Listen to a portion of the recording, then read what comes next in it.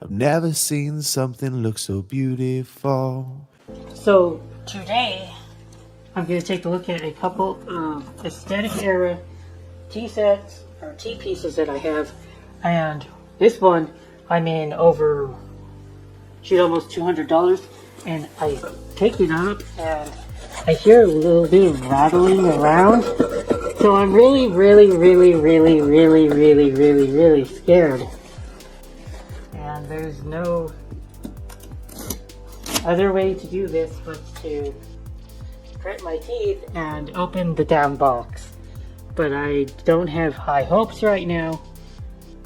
Let's just see what happens. So this is Meriden B Co, and these pieces had what looked like a dog, a greyhound I think it was, or a whippet, and that was on the finial. So pieces like that with really cool animals will come with huge premiums if you get the pieces in proper order, but I don't think. Okay, so they had put this in here. Here's how they packaged it, which is, it's okay, at least they wrapped it, but I wish that they put a little bit more filling in. Think about it, guys, like, they could have ruined the $200 plus order just by chintzing out on this stuff, and it's like so cheap, and they have tons of it. Why didn't they just put more? I don't get it. So if somebody's like picking up the box, then the contents can actually move from one side of the box to the other. I don't get it, but here we are. So it looks like this has made it. Okay, the sugar bowl seems alright. Okay. Well, okay, so here's, I thought that was a sugar bowl. I'm not sure. Okay, well this looks also like a sugar bowl. Okay. Can I see anything through the bubble wrap? Look at that. That elk head. It's so gorgeous. This is what I love. I love aesthetic era stuff. Nothing like it.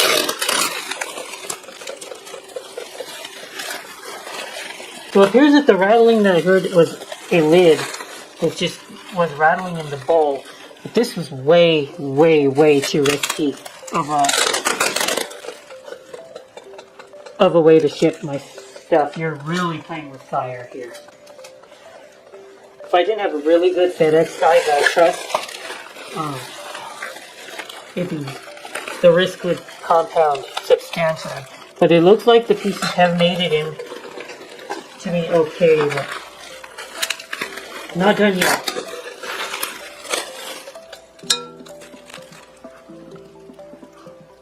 There it is. The little greyhound. It seems alright. Could have been a little bit of denting here. A little bit of denting due to how it was just rolling around, but you know what, I'll take it. It's fine. Not the end of the world here. It does appear that this was a waste bowl, I guess.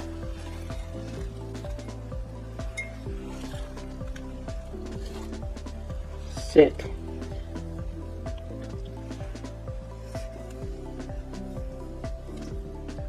For some reason there's a lot of, I guess this is corrosion. But overall the plating is in fine shape. Not many scuffs or scratches. There's got etching here, it looks fine. Of course the most important thing that is that these feet are intact. That is the weakest point of most silver plate, are the feet, finials, handles. Okay, here's the main piece now.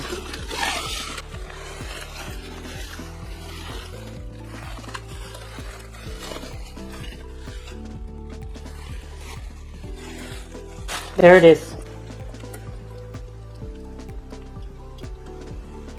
I knew it would be too good to be true.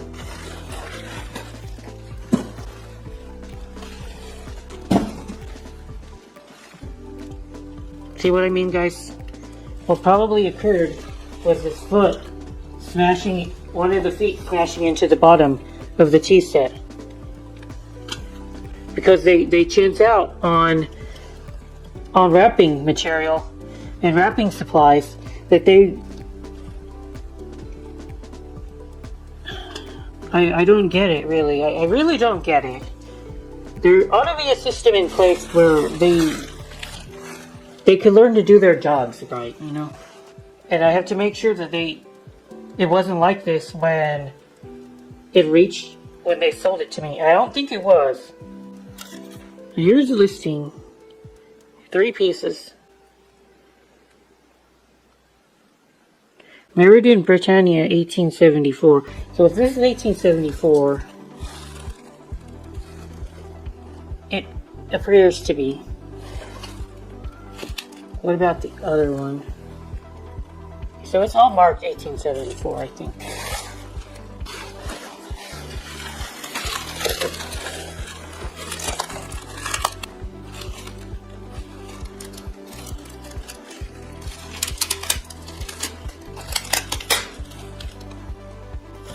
So what do you guys think?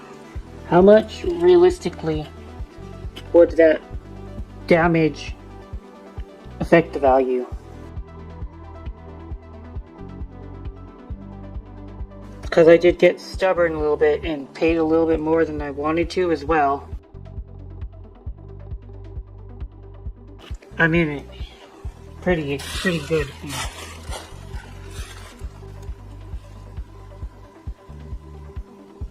This doesn't even.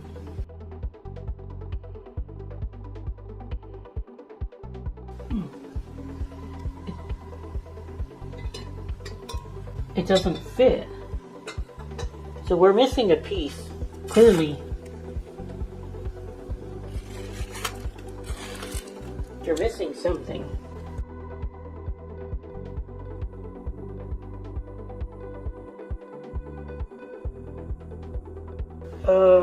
Realistically, Goodwill should be able to offer me a partial refund of around $50 for the dent.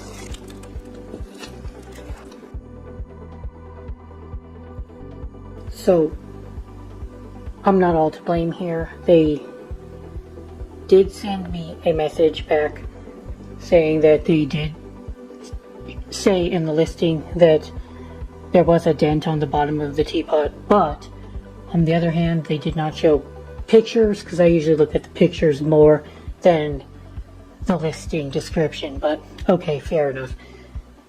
They offered me to send it back for a full refund, and I hemmed and hawed for a while whether or not I just wanted to send it back or if I wanted to keep it and add it to my private collection, and I decided to keep it and add it to my private collection. Dent and all. Probably shouldn't have done that, should have sent it back and bought something else. Don't quite know what this would have went on to either. Obviously, we are missing a creamer. We are missing the creamer, but that wouldn't have fit. Creamers don't have lids, though. Usually, sugar bowls have lids. Okay. So we went from one set to another. That Meriden B Company set, it's not really a set, it's like half a set. Yeah, I guess $150 is a fair price for that set anyway, so it's not like I got royally screwed. I'm just not in a position to really profit, but I love the pieces, so I'll probably keep them.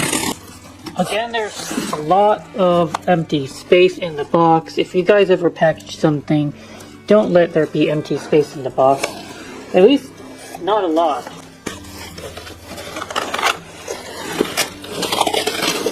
Okay, so they did package it.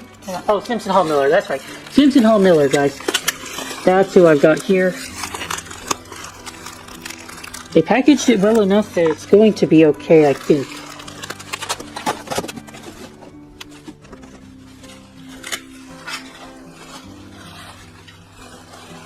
Voila.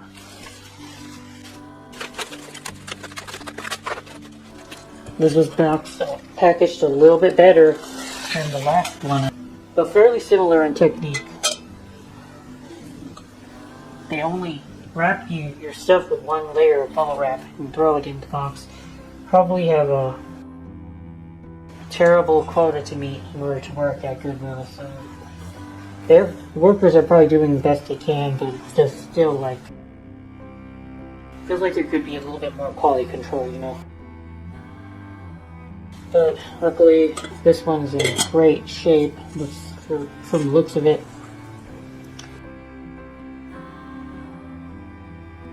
Very, very good condition.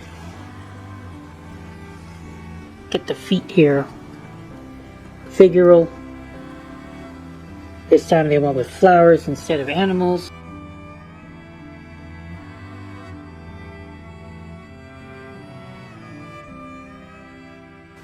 Got birds running around here. Up here, a butterfly.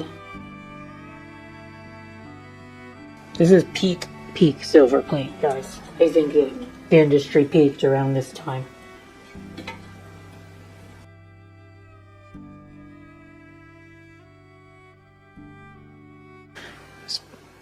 The finial got pushed in a little bit, but it's intact at least.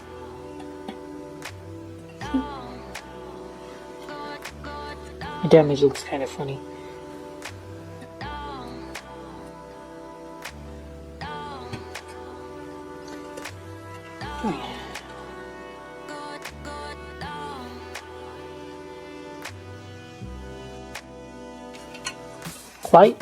Quite stunning pieces. Now I think I'm gonna polish them before listing. I think I might just list them as is. I don't know for sure. And at $100, I think I did way better on this than the Meriden B Co. Okay, so let's look at the category I like to call mainstream but good selling patterns. I got the tray is the king of all mainstream but good selling patterns, Wallace Baroque. You know Baroque from, actually, I think this is Wallace Baroque, but I'm not too sure because it doesn't quite look like the Baroque that I'm used to. But that's how the listing was advertised. You see the scrolls here? There are scrolls on Baroque, but I don't think it's the same. So let's go take a look at the back of this tray here. I thought this was going to be easy, but actually the pattern kind of confused me a little bit, so I don't know if it's Baroque or not. It doesn't have the Baroque name on it.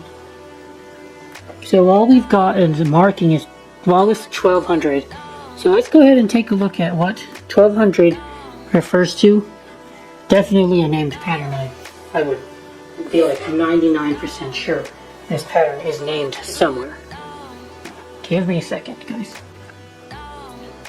So apparently this tray is called Rose Point.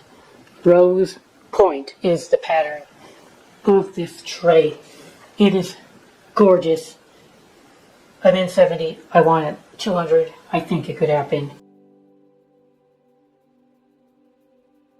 Really quite stunning. Beautiful, beautiful tray. I knew it wasn't Baroque because we're looking for them bananas. If you all watch my video, I call them the Baroque bananas. We didn't quite see that.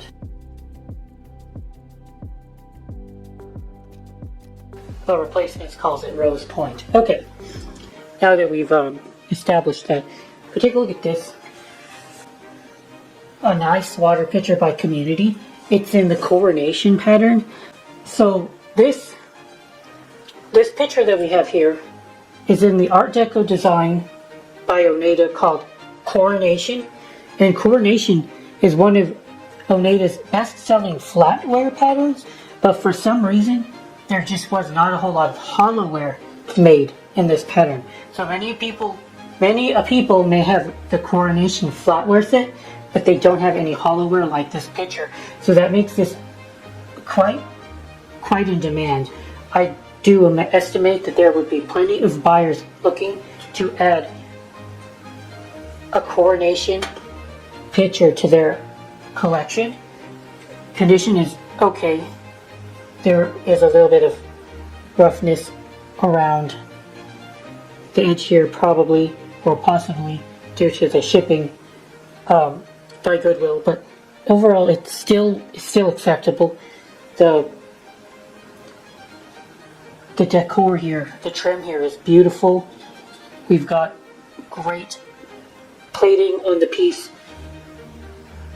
Yeah, I would estimate this to come for over $100, maybe $150, maybe $150. Dewberry here. I've gotten some good luck with Dewberry before. I was able to flip that Dewberry for quite a bit. It was maybe a year ago that I stumbled upon Dewberry Floral Chased. This is Dewberry Floral, but there's no chasing on it. What I mean chasing is that they have a design intricately cut on the body of the piece. This is plain. So I don't know if that makes a difference. It probably does. It affects the value a little bit less, where the chasing would add extra value because of the extra beauty. But that's fine. It says coffee pot, teapot combination. It didn't come with any other pieces. So it's nice to find this. I would want $70 a piece. I think you can get it. Maybe you have to go down to $50 because of how rough the market is lately. But definitely pretty. Well, I'll finish off this part of the video series with this bowl here. I got this bowl as part of a large sterling lot. It came with other sterling, and of course I got a good deal on it. I thought this was a very hefty bowl, and I bid about what it's worth, or a little bit,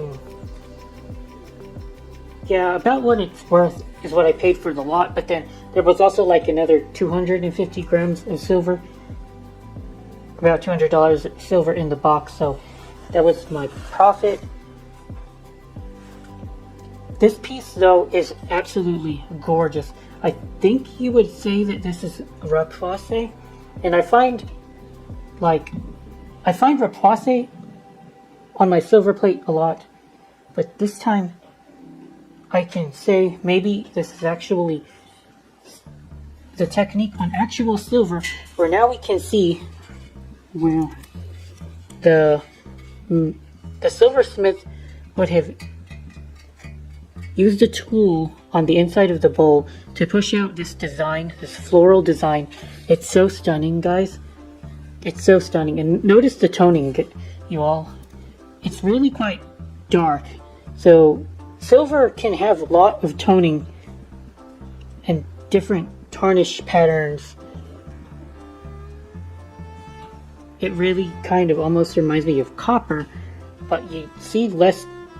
These purples right here really do remind me of a lot of how silver on copper will tarnish when it's really, really, really tarnished. Well, this is tarnished to heck, so that's why you've got such dark colors. This is like as tarnished as silver ever gets, and I don't think I'm going to polish it. You leave it as is. Now, the funny thing is, there's a couple interesting things to talk about. First of all, the bottom is only marked sterling.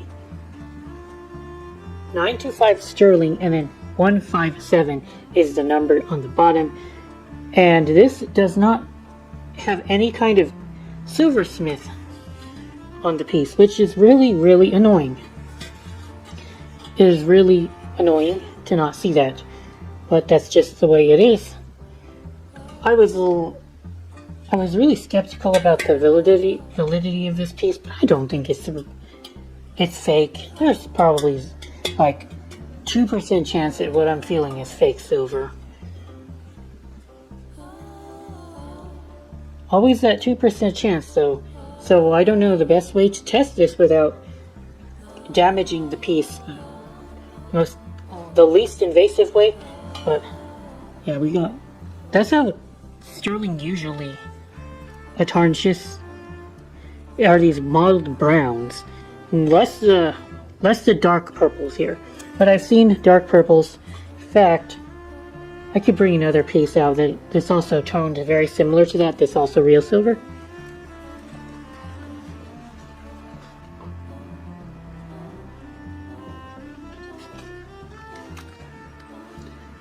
A little wine glass that I like to drink out of from time to time. I've added it to my home goods, I suppose. And it is also real silver. It was very hard to find the marking, and I don't feel like looking again. This is really difficult the first time. But trust me on this one. This is real silver, and it's also modeled toned very, very dark purples. So I guess sometimes silver can actually look like this, and less like plate. But if I saw this, either piece, I would estimate they could be plated. But regardless, so before 1901, I think they called it it was called the Stamping Act of 1901. So after the Stamping Act of 1901, if you were to sell silver manufactured in the United States, you had to give them a company marking on the piece. But before that, you didn't have to. All you had to do was stamp the purity, either sterling or 925. You didn't have to put a maker's mark on the piece to show who made it. And that's crazy to me, because I would want to make this piece and not tell the world, I would want my name out there as part of art, but I guess maybe the silversmith had their own reason to stay anonymous. I don't really know. But also, there's a couple names on here. A.B.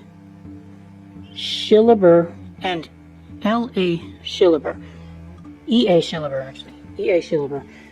And then on the back here, it's got a date, December 9th, 1875. So the time period does check out for silver that doesn't have to be stamped with a maker's mark if it's from the United States. What else to say about it?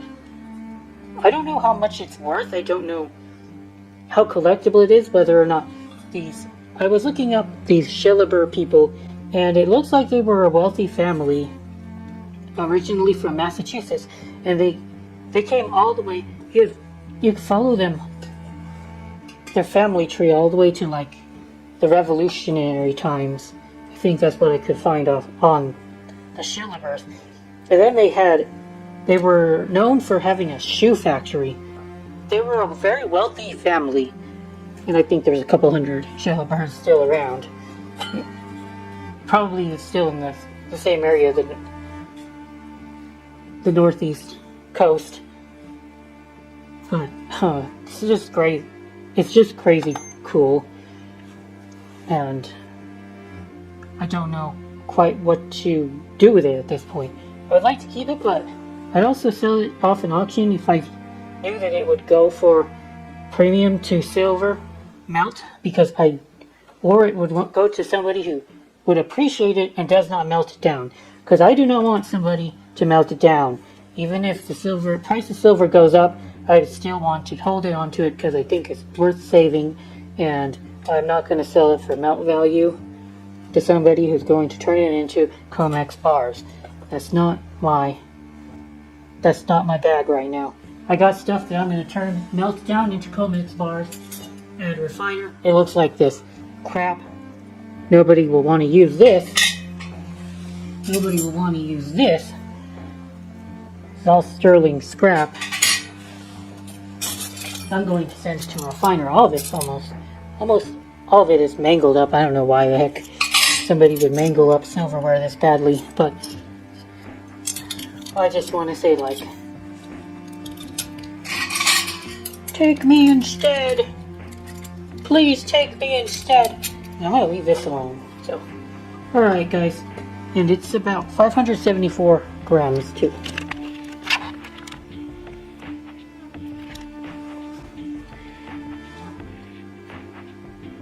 Okay, I'll see you guys next week, or 2 weeks, whenever I finish the remainder of February's video series, and I want to talk about really high-end flatware that I've been finding.